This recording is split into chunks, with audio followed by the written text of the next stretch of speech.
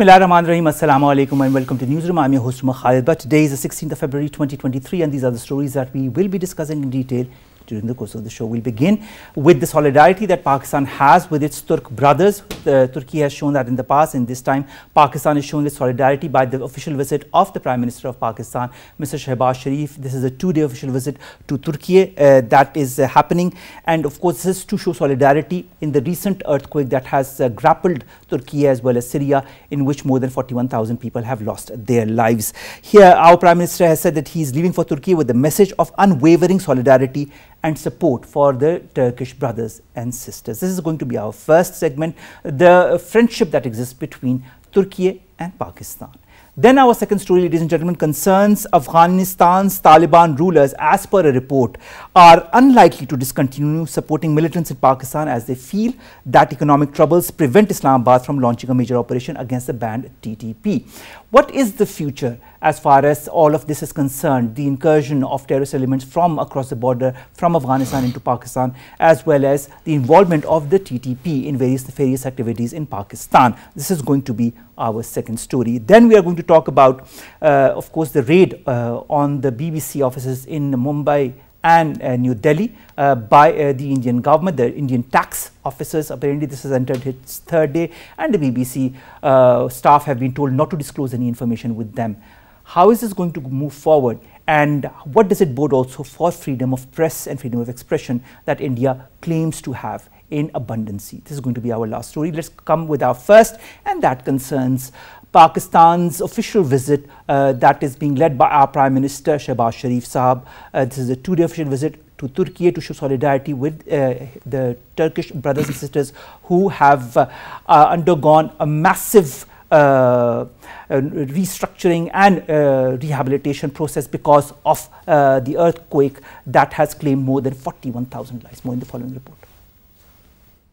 It has been a week since a massive earthquake instantly changed tens of thousands of Turkish and Syrian lives. A 7.8 magnitude quake erased thousands of buildings across 10 Turkish cities, devastating entire villages across the border in northern Syria as well. Rescuers have continued to pull out more survivors from the rubble in Turkiye and Syria as the death toll from last week's earthquakes topped 40,000. More than 8,000 people have been pulled out alive from the rubble in Turkey. The UN estimates up to 5.3 million people in Syria may be homeless after the earthquakes. Nearly 900,000 people are in urgent need of hot food in Turkey and Syria. Turkish authorities say 35,418 people have been killed in the country, while more than 5,800 people are dead in Syria, according to the UN and the Syrian government. UN Children's Agency UNICEF stated that more than 7 million children have been affected by the massive earthquake, voicing fear that many thousands more had died. The World Health Organization describes the earthquakes in Turkey as the worst natural disaster in a century in what it characterizes as its Europe region. Turkish President Tayyip Erdogan vowed to press on with the rescue and recovery efforts as the search for survivors is about to end in the northwestern Syria, said the head of the White Helmets. Now, to discuss this in detail, we've been joined by Syed Kazmi. He's the country coordinator for Pakistan Humanitarian Forum. Kazmi Saab, thank you very much to have joined us. Kazmi Saab, Pakistan and Turkey share a common bond of friendship, of brotherhood, of cooperation and collaboration. This has been highlighted in the past by Turkey on various intervals when Pakistan needed help, whether it be during the floods, whether it be during the earthquake that Pakistan itself had in 2005. And now that Turkey has also undergone a drastic change because of this earthquake that has claimed more than 41,000 lives, Pakistan continues to claims and of course show solidarity with the Turkish brothers and sisters. How important is this solidarity between the two countries, and how important is this visit of our Premier in the current context? Thank you, Omar. First of all, with the whole nation, Pakistani nation, our civil society, government, everybody is expressing their solidarity with the people of Turkey. So from the platform of PTV World, I am also expressing our deepest, you can say, condolences with the families who have lost their loved ones. And I can tell you, in addition to all this humanitarian work, I have been to Turkey a number of times. I have a lot of experience of working in Turkey, working with Turkish people, exploring their culture, diversity, and I can tell you a lot of stories about these examples of the brotherhood, and you can say the friendship with Turkish people have for Pakistanis. 2005 earthquake was one of the major disaster in country, in Pakistan, in the northern Kashmir and some parts of the KP.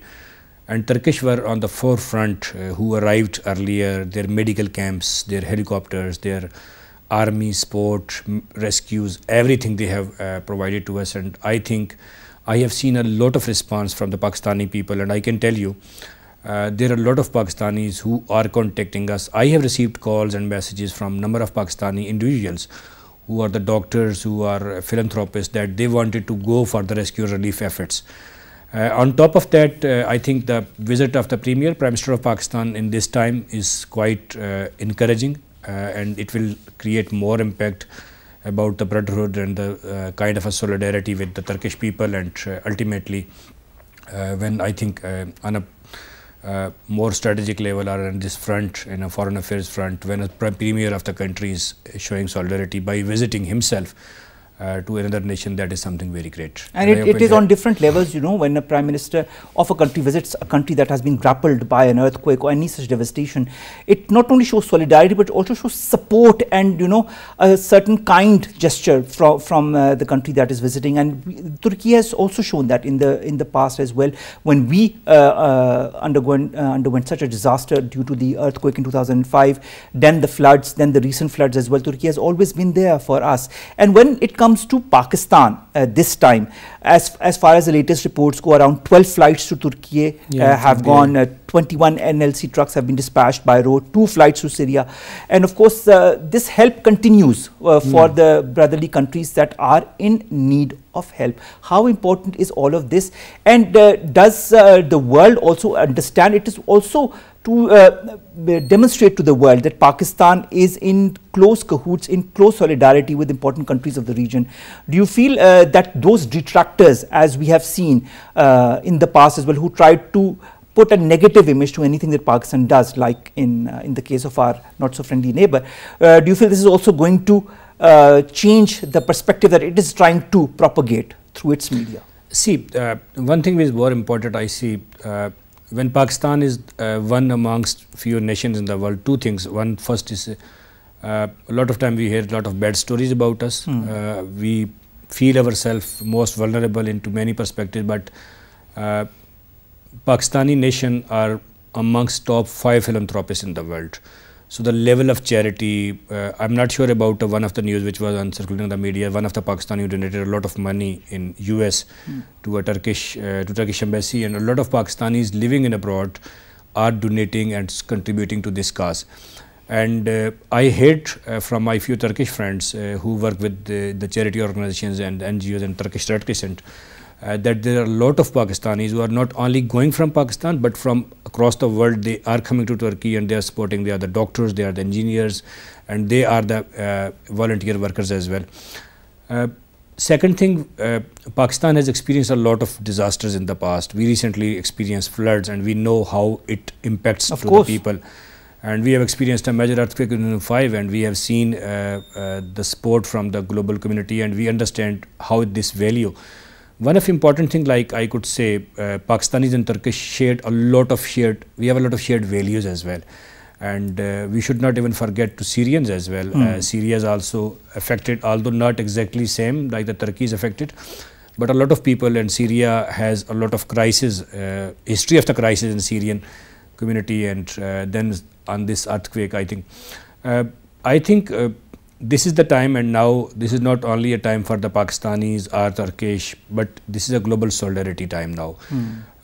You see, when the human beings in the world and all these developed and underdeveloping world is doing a lot, putting a lot of efforts, money on multiple things, but at the same time there is the frequency of the disasters, the climate-induced disaster that is increasing rapidly day by day. So it is showing a message to all of us that whatever we are doing, we have to fight against these natural calamities and disasters, poverty and multiple issues together.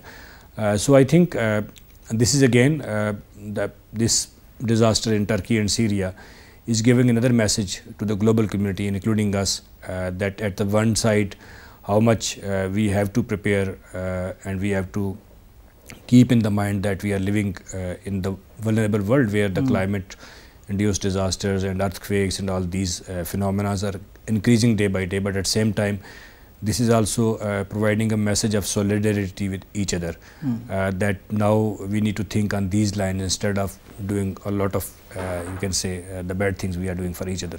So this is again the time I think it's a time of solidarity, and I understand what you're trying to say is that we need to put aside the negativities even between warring nations and continue to collaborate in order for world peace to develop and also to help those who are in need, like in Turkey, like in Syria as well. Speaking of this philanthropic attitude that Pakistan has, we've also seen this unnamed Pakistani individual who has contributed $30 million for the Turk brothers. This is also a very kind gesture, and it shows the extent to which Pakistan and the Pakistani people are feeling as far as their Turk brothers and sisters are concerned, what they're going through. And this is just an example of the generosity that Pakistan has towards Turkey. Do you agree, and do you feel that Turkey also reciprocates? I think I can tell you my own experience again.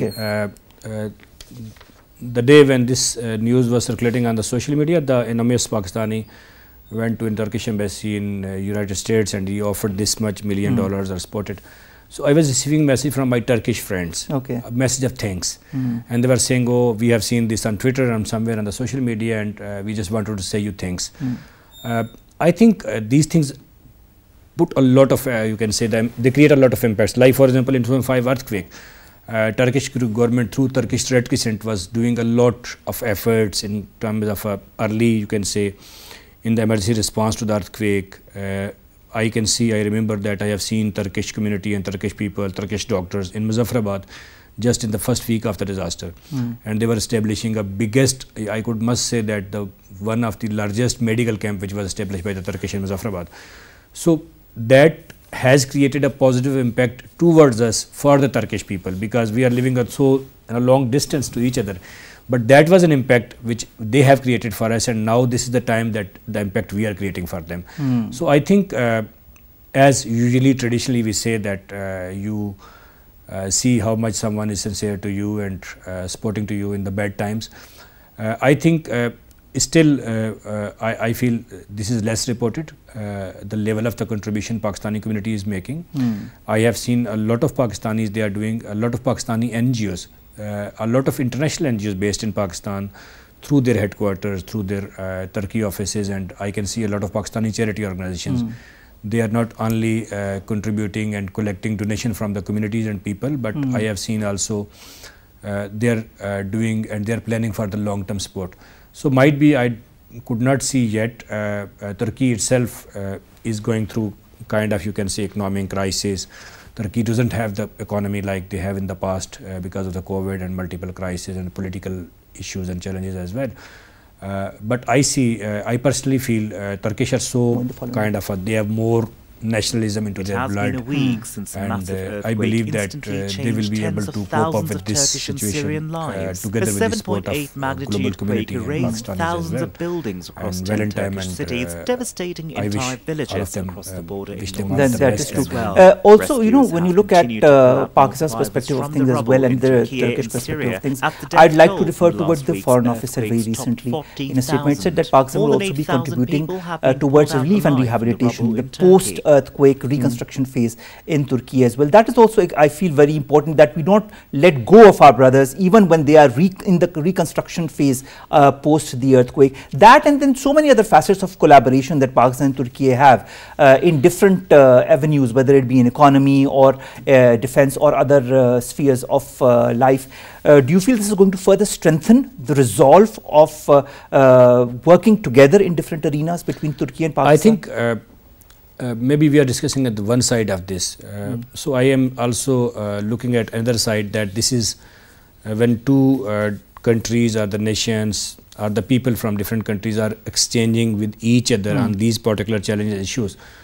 So being a disaster prone country, Pakistan would have an opportunity to get more exposure, and Turkey would have more exposure by interacting with the Pakistani human resource particularly, and the Pakistani, you can say, because Pakistani, we are facing a lot of disasters, so we are more into, you can say. And you understand more, when you yourself undergo such disastrous phenomena, you understand the plight of others. When it comes to Omar, when it comes to especially earthquake, although we could not have done that, what was used to be, or we should have done in the response of the 5 earthquake in Pakistan. But we have experience of managing this earthquake, and we went through all these phases from the response, recovery, rehabilitation, reconstruction. Of course, and I think this visit of our Premier to Turkiye is going to further not only strengthen the bond of friendship that we have, but also strengthen the resolve to work together in the future in different avenues is concerned. Thank you so very much, Syed Shahid Kazmi, Sub-Country Coordinator, Pakistan Humanitarian Forum, to have joined us, to have talked to us about Pak-Turkiye relations and how the visit of our Premier is going to further strengthen this resolve to work together, and of course the brotherhood and the fraternity that both countries enjoy. Thank you very much, sir, to have joined us. Let's come to our second segment, and that concerns the Tehreek-e-Taliban Pakistan's and its terrorist activities that are being backed up by this nefarious organization, as well as a recent report that has come out that calls on Afghanistan Taliban rulers to be unlikely to discontinue supporting militancy in Pakistan. What truth is there to it? More in the following report. Is a common threat to both Pakistan and Afghanistan. Pakistan expects sincere cooperation from the Afghan interim government to address the challenge of terrorism, and hopes that Afghanistan will live up to its commitments made with the international community and Pakistan in this regard. According to a new report from a leading US think tank, the US Institute of Peace, Afghanistan's Taliban rulers are unlikely to discontinue supporting militants in Pakistan. USIP report argued that the undiplomatic rhetoric underscores Taliban's determination to continue supporting the TTP even in the face of intensified pressure from Pakistan. Pakistan has been hit by a wave of terrorism mostly in Khyber Pakhtunkhwa, but also in Balochistan in the Punjab town of Miawali, which borders Khyber Pakhtunkhwa. A terror attack also reached as far as the peripheries of Islamabad. January was the deadliest month since 2018, in which 134 people lost their lives, 139% spike, and 254 received injuries in at least 44 militant attacks across the country. Pakistan achieved significant success in its post-2014 counter-terrorism drive against terrorist groups. With terror networks either eliminated or relocated in Afghanistan, Pakistan has been urging Afghanistan's incumbent rulers to honor their international commitments, such as preventing use of Afghan soil against Pakistan or any other country. Brigadier Saad Mohammed, defense analyst, joins us online to discuss more on that. Brigadier Saad, thank you very much to have joined us. Sir, I'd like to understand first of all, we all know the activities that the TTP is behind. We all remember the past, and we all remember the recent past as well, in the form of the blast that occurred in a mosque in the red zone area of Peshawar. When you look at all the statistics, when you look at also the report that has come out by PIPS last year that talked about the TTP being a major thorn in ties between Islamabad and Kabul, I'd like to understand your perspective, sir. Do you feel Kabul understands the negative role the TTP is playing as far as its ties with Pakistan is concerned?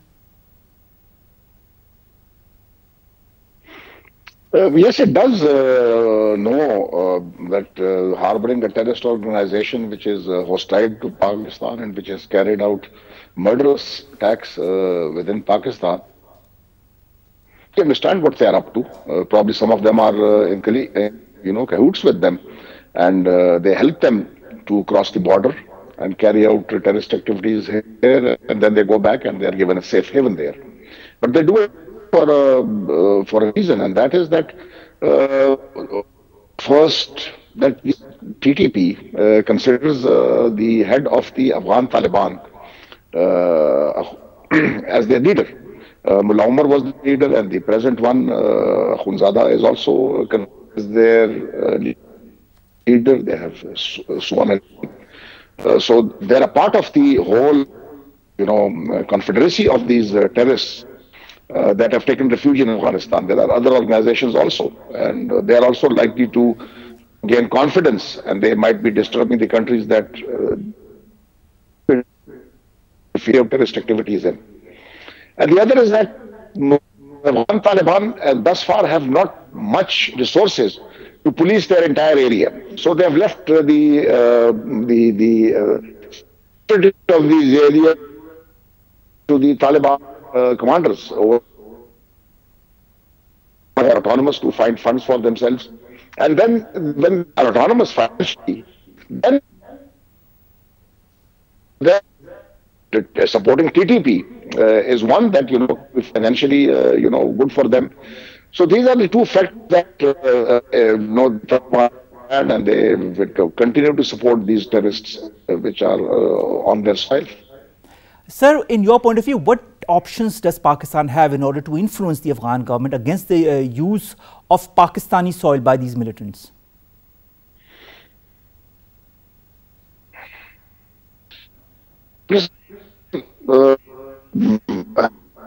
Policies flood and there's some kind of a technical glitch. Of course, we are going to. We are trying to get back to Brigadier Saad Muhammad because there's some kind of a technical glitch as far as our connection with him is concerned. We are going to continue our discussion as far as this very important issue is concerned with Brigadier Saad. But in the meantime, if you look at all the issues that pertain to Pakistan and Afghanistan, one of the basic crux is the rise of militancy within Pakistan that is coming from the Afghan soil. Although the Afghan interim foreign minister denies the use of the Afghan soil against Pakistan, the fact says otherwise, and also the fact also remains that there might be other powers at play here that are trying to destabilize Pakistan internally or externally. What the Peshawar bombing also was a very important chapter as far as such strikes on Pakistan's soil are concerned. Brigadier Saad Muhammad, thank you very much to have joined us again. I was trying to ask you about what options Pakistan had to influence the Afghan Taliban against the use of Pakistani soil for militant purposes. Our aim should be not to add to the difficulties of the general Afghan population. We should not adopt measures which will hurt the common Afghan. Because by doing that, he's in a lot of misery at this point in time. There's a humanitarian crisis which is developing in Afghanistan. People are dying of hunger. There's food shortages, there are medicine shortages. So we should do nothing which should hurt them. Now that's the rider clause. Now we have a number of options. First is that the international community has been time and again, especially the United States, has been, giving these statements that they are ready to cooperate with Pakistan to overcome these terrorist groups. And America has some of the technologies that can be used to destroy these terrorist outfits. The other is that we should ourselves ensure that we balance the terror with the terror.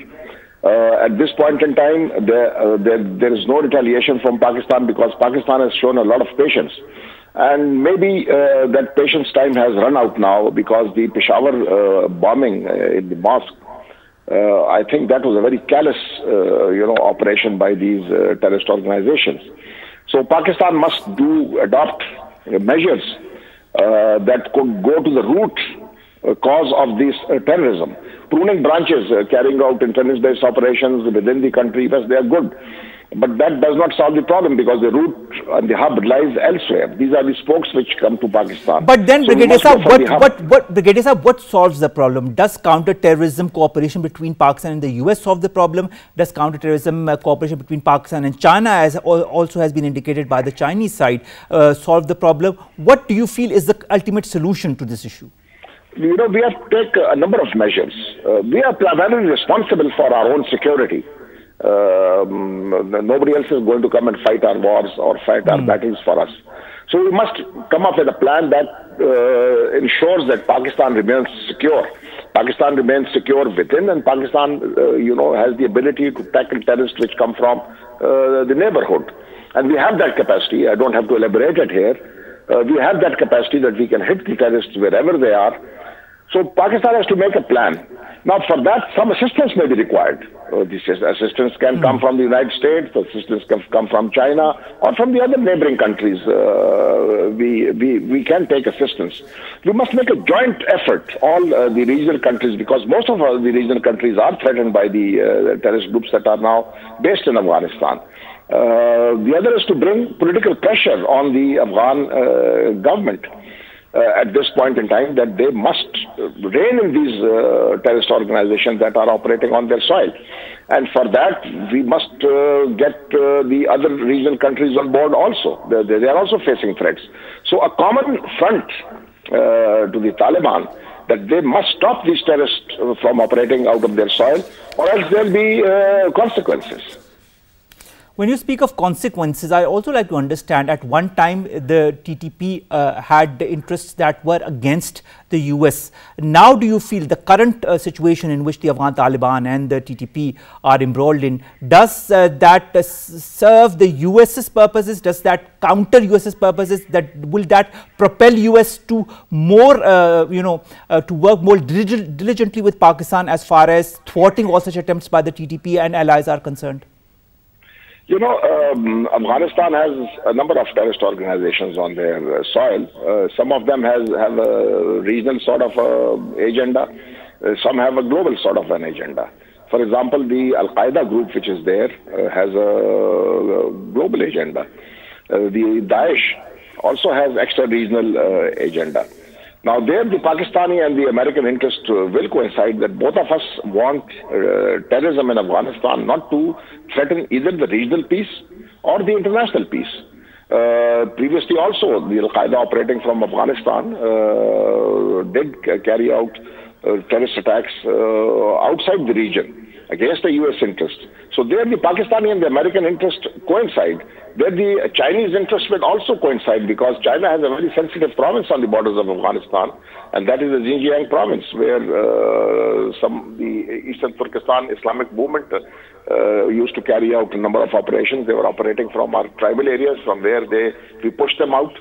They went into Afghanistan, and at this point in time, they are still in Afghanistan. Tajikistan feels threatened. Uzbekistan feels threatened. So, if we get together and we make a regional sort of an approach, and maybe the United States also and Western Europe also cooperates, so that will push pressure on the Afghan Taliban to rein in these terrorists. There are now groups which are operating from out of Tajikistan, the National Resistance Front. Pakistan can open up, some sort of a dialogue with those people also. There is a group based in Turkey also. Pakistan can open up dialogue with those people also. So that, a multi-pronged pressure is brought on the Afghan Taliban that they must control terrorism within its soil. Otherwise, there could be trouble for them also, because in the long run, these organizations will cause trouble for them as they caused in 2001. All right, sir, I'd like to also understand one perspective as far as the war against terrorism that Pakistan has been waging since decades is concerned. We've fought major wars against terrorism. We've fought it, we've succeeded in it. Does this current militant intrusion from Afghanistan necessitate another war on terrorism? Yes, but this will be a little different from the previous one. If you remember, then the terrorist organizations had taken control of certain areas of Pakistan. They were sitting on certain geography, and they had occupied that, and from there they were operating. So major operations had to be launched to, dislodge them. For example, in Swat, in Bajawad, in Dir, in Waziristan, in Khyber, all these tribal areas, we had to launch operations to establish the writ of the state of Pakistan. Now, that may not be required this time, because there is no territory now which the terrorists hold. So we have an advantage now. We will be now planning how to ensure that within the country, there are intelligence-based operations. Our CTD, especially the CTD and our frontier corps, the paramilitary, are trained in such a way that they can deal with the terrorists operating within the country. Obviously, they are backed up by the intelligence agencies of Pakistan, and we have some very fine intelligence personnel available in Pakistan who can locate these people and they can be wiped out. The other is the external problem. And the external problem also has solutions. We have a lot of examples in which the terrorists which were based outside the countries that they threatened, and they were neutralized.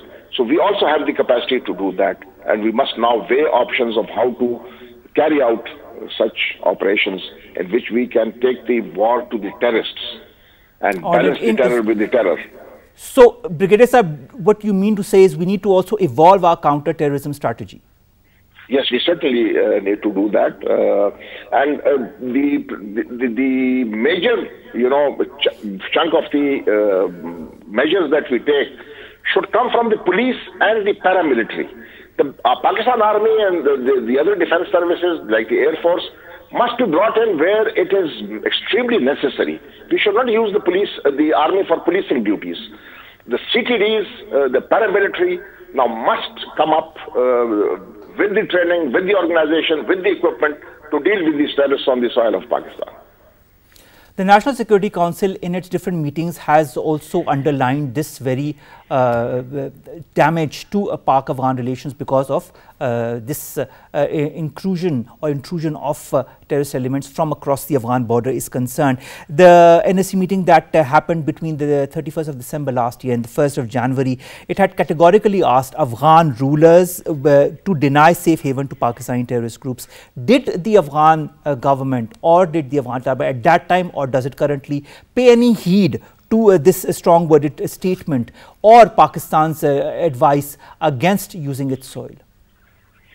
I don't think so. And I think Pakistan has been, has gone out of the way to help the Afghan Taliban. It has, tried to get international support for them. It has tried to get their foreign exchange reserves back for them.